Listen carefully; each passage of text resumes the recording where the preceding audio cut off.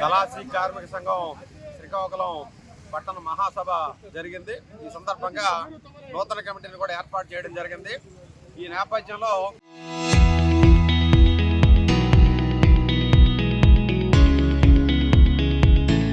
కళాశీలు అంటే 18 సంవత్సరాల నుంచి సుమారు 60 సంవత్సరాల వరకు పనిచేస్తున్నారు.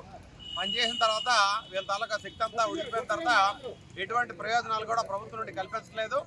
అందుకు కళాశీలకి ప్రభుత్వ సంక్షేమ చట్టం అమలు చేసి వీళ్ళకి సంబంధించి పిఎఫ్పిఎస్ఐ ప్రభుత్వమే అమలు చేసేటట్టు ప్రయత్నం చేయాలా. అలాగే ఇప్పటికే ఐఎల్ఓ నిబంధనల ప్రకారం 50 కేజీల బరువులకు మించి మోయించకూడదని చెప్పి చట్టాన్ని కూడా అమలు చేయాలా.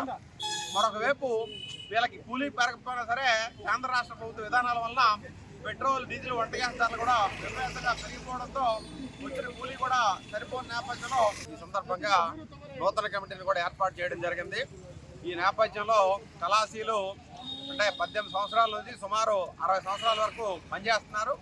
పనిచేసిన తర్వాత వీళ్ళ తాలూకా శక్తి అంతా ఉడికిపోయిన తర్వాత ఎటువంటి ప్రయోజనాలు కూడా ప్రభుత్వం నుండి కల్పించలేదు. అందుకు కళాశీలకి ప్రభుత్వ సంక్షేమ చట్టం అమలు చేసి వీళ్ళకి సంబంధించి పిఎఫ్పిఎస్ఐ ప్రభుత్వమే అమలు చేసేటట్టు ప్రయత్నం చేయాలా. అలాగే ఇప్పటికే ఐఎల్ఓ నిబంధనల ప్రకారం 50 కేజీల బరువులకు మించి మోయించకూడదని చెప్పి చట్టాన్ని కూడా అమలు చేయాలా. మరొక వైపు వీళ్ళకి కూలీ పెరగకపోయినా సరే కేంద్ర రాష్ట్ర ప్రభుత్వ విధానాల వల్ల పెట్రోల్, డీజిల్, వంట గ్యాస్ ధరలు కూడా విపరీతంగా పెరిగిపోవడంతో వచ్చిన కూలీ కూడా సరిపోని నేపథ్యంలో ఇబ్బందులు పడుతున్న నేపథ్యం ఉంది.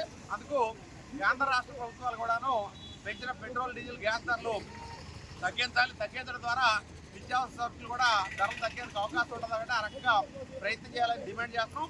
అలాగే కళాశీ కార్మికులకు సంబంధించి జట్టు హమాలి, ముఠా హమాలి కార్మికులకు సంబంధించి ఎటువంటి సమస్య వచ్చినా సిఐటి వాళ్ళకి అండగా ఉండదని చెప్పి తెలియజేస్తున్నాం. కాబట్టి పి తేజస్రావు, సిఐటి జిల్లా ప్రధాన కార్యదర్శి.